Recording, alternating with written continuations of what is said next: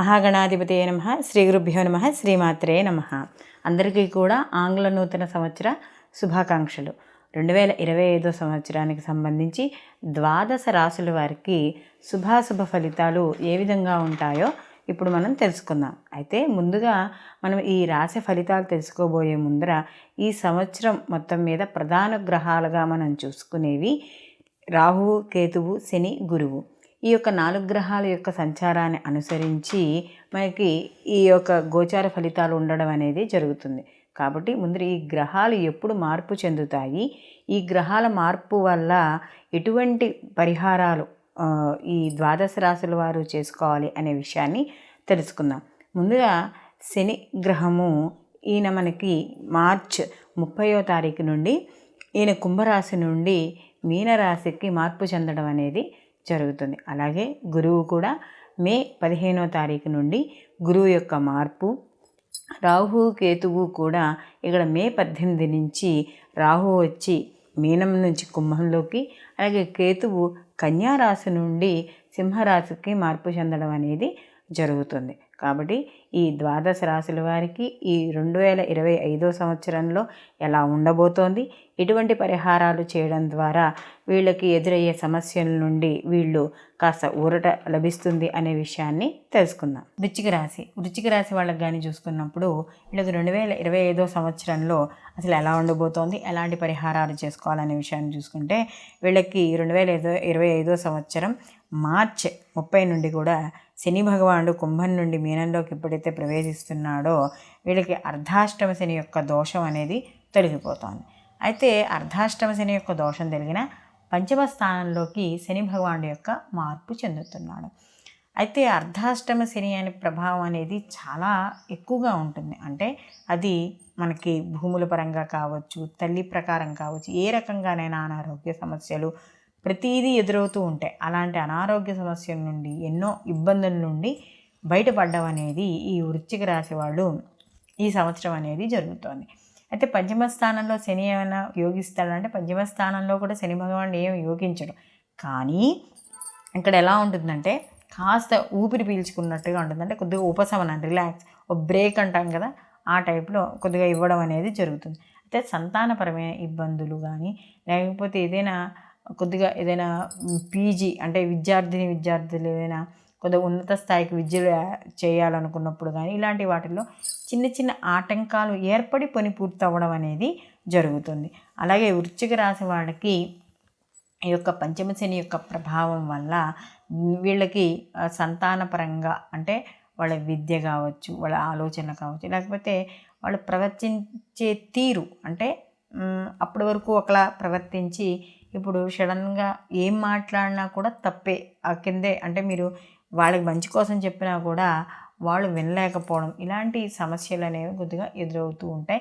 తద్వారా కాస్త మానసిక ఆందోళన అనేది ఉంటుంది. కాబట్టి వీళ్ళు తప్పనిసరిగా, ఎందుకంటే పంచమ స్థానం అనేది ఉపాసనా స్థానం కూడా కాబట్టి తప్పనిసరిగా ప్రతిరోజు కూడా శివుడికి అభిషేకం చేసుకోవడం, అలాగే మనకి ఈ స్వామివారికి అంటే ఆంజనేయ స్వామికి సింధూరంతో పూజ చేయించుకోవడం, శనివారం కానీ ఎప్పుడైనా సరే కుదిరినప్పుడు పూజ చేయించుకోవడం, ఆ యొక్క సింధూరాన్ని ప్రతిరోజు కూడా ధరించడం ద్వారా కొంత సమస్యలు అంటే ఈ యొక్క ఏవైతే శని భగవానుడి వల్ల పంచమ స్థానంలో వస్తాయో మార్పులు, అంటే పిల్లలకి సంతానపరంగా ఉండే ఇబ్బందులు అవన్నీ ఏవి ఉంటాయో అవన్నీ కూడా కాస్త తగ్గుముఖం పట్టడం అనేది జరుగుతుంది. అయితే ప్రభావం అనేది ఉన్నా కూడా తీవ్రత తగ్గుతుంది. అలాగే 2025 సంవత్సరం మే 18న రాహు కూడా ఇక్కడ మార్పు చెందుతున్నాడు.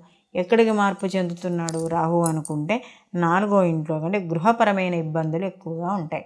అంటే ఇక్కడ ఎప్పుడైతే అర్ధాష్టమ రాహువుగా ఉంటాడో ఇక్కడ గృహ సంబంధమైనవి, తల్లి ఆరోగ్య సమస్యలు, లేదా భూములు కొనుగోలు అమ్మకాలు చేసేటప్పుడు అంటే ఎలా ఉంటుందంటే వాళ్ళు చెప్పేటప్పుడు మీకు ఎందుకంటే మీరు ఈ ప్రాపర్టీని కొనుక్కోండి, మీకు చాలా కలిసి వస్తుందని, లేకపోతే ఇది చాలా తక్కువ రేట్ అండి అని ఏదో రకంగా ఒక వాళ్ళ యొక్క టాలెంట్తో మిమ్మల్ని మాయ చేసి ఆ యొక్క పనికి రానివి కావచ్చు, లేకపోతే తక్కువ రేటు ఉన్నవి ఎక్కువ రేటుకు కొనుగోలు చేయడం అని కావచ్చు.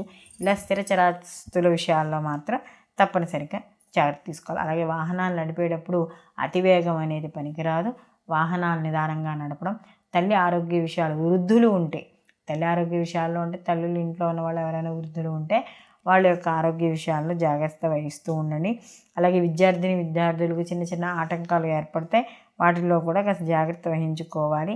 తప్పనిసరిగా రాహువుకి సంబంధించిన జపం కానీ లేదా రాహుకేతుకు సంబంధించిన పూజ కానీ చేసుకోవడం అనేది ఉత్తమమైన విషయంగా ఇక్కడ మనం చెప్పుకోవచ్చు.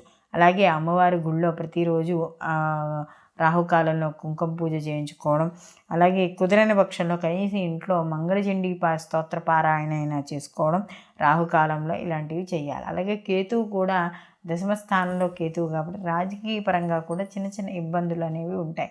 అంటే రాజకీయ పరంగా కాస్త ఒడిదుడుకులు ఉంటాయి.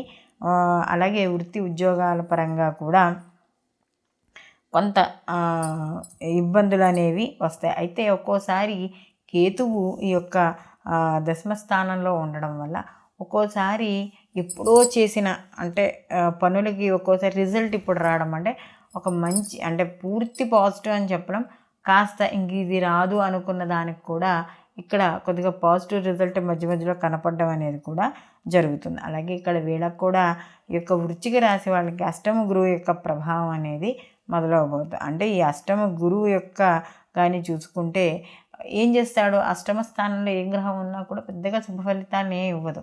కాబట్టి కాస్త ఇబ్బందులను పెడుతుంది. అష్టమ స్థానంలో గురువుగాడు శుభగ్రహమే కాబట్టి ఏం చేస్తాడంటే అంత అష్టకష్టాలు ఇవ్వకపోయినా కూడా ఎంతో కొంత శ్రమ అనేది తప్పనిసరిగా చేస్తాడు. కాబట్టి గురువుల యొక్క ఆరాధన, గురువుల్ని సేవించడం, వృద్ధుల్ని సేవించడం, అలాగే గురువు సమానులైన వాళ్ళు ఎవరైనా ఉంటే వాళ్ళని సత్కరించుకోవడం, ఇష్టాగోష్ఠులు చేయడం, ఎక్కువగా ఈ యొక్క దక్షిణామూర్తి ఆరాధన కానీ శివారాధన కానీ ఎక్కువగా చేసుకోవడం ద్వారా ఈ యొక్క ఏవైతే మనకి వ్యతిరేక ఫలితాలు ఉన్నాయో, అంటే శని, రాహు, గురువు ఇవన్నీ కూడా వ్యతిరేక ఫలితాన్ని ఇస్తున్నాయి కాబట్టి ఏదో కొంత కేతు కొంతవరకు అనుకూలంగా ఉంది కాబట్టి ఈ నియమాలు పాటించడం తప్పనిసరిగా వీళ్ళకి ఈ శనివారము అలాగే గురువారము రెండూ కూడా వార నియమాలు పాటించడం ద్వారా సత్ఫలితాలు ఈ సంవత్సరం వీళ్ళు పొందడం అనేది జరుగుతుంది. ఇప్పటి వరకు మనం ద్వాదశ రాశుల వారికి సంబంధించి గోచార ఫలితాలు తెలుసుకున్నాం. ఈ గోచార ఫలితాలు అనేవి మనకి జన్మ రాశిని బట్టి, అంటే మనం పుట్టినప్పుడు చంద్రుడు ఎక్కడున్నాడో దాన్ని అనుసరించి ఆ చంద్రుడు ఉన్న రాశిని మనం జన్మరాశిగా చెప్పడం అనేది జరుగుతుంది. కాబట్టి ఈ చంద్రుడి నుంచి చెప్పుకునే మనం ఏవైతే ఫలితాలు ఉన్నాయో ఇవన్నీ గోచార ఫలితాలు. ఈ గోచార ఫలితాలతో పాటు మనకి జన్మజాతకం అనేది ఒకటి ఉంటుంది. అంటే పుట్టిన సమయాన్ని బట్టి మనకి జన్మజాతకం వేయడం అనేది జరుగుతుంది. అలా వేసిన జాతకంలో లగ్నము, జరుగుతున్న మహర్దశలు, మిగతా గ్రహాల యొక్క సంచారం, అంటే ఏ గ్రహాలు లగ్నాన్ని అనుసరించి ఏ స్థానాల్లో ఉన్నాయి, అవి ఎన్ని డిగ్రీల్లో ఉన్నాయి, ఎటువంటి ఫలితాలను ఇస్తాయి, ఇలాంటి విషయాలన్నీ కూడా చాలా స్పష్టంగా తెలియడం అనేది జరుగుతుంది. అలాగే పుట్టిన సమయాన్ని అనుసరించి జరుగుతున్న మహర్దశల ద్వారా కూడా మనకి జరగబోయే శుభాశుభ ఫలితాలను తెలుసుకోవచ్చు. అంటే ఏ సమయంలో మనకి అనుకూలంగా ఉంటుంది, ఏ పనులు ఏ సమయంలో మొదలుపెట్టవచ్చు, అలాగే వివాహాది శుభ కార్యక్రమాలు ఏ సమయంలో జరుగుతాయి, ఇలాంటి విషయాలన్నీ కూడా మనకి జన్మ జాతకం ద్వారా స్పష్టంగా తెలియడం అనేది జరుగుతుంది.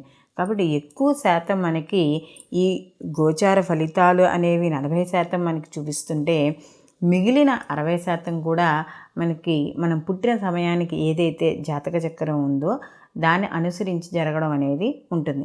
కాబట్టి ఒకవేళ గోచార ఫలితాలు కొద్దిగా శుభ ఫలితాలు తగ్గినా మన జన్మ జాతకంలో జరుగుతున్న మహర్దశలు కానీ లేకపోతే అప్పుడున్న గ్రహస్థితులకి ఇప్పుడున్న గ్రహస్థితికి కొద్దిగా అనుకూలంగా ఉండడం కానీ అలా జరిగిన ఆ యొక్క ఎవరైతే జాతకస్తుడు ఉన్నాడో ఆ జాతకుడికి మంచి ఫలితాలు పొందే అవకాశం అనేది ఉంటుంది.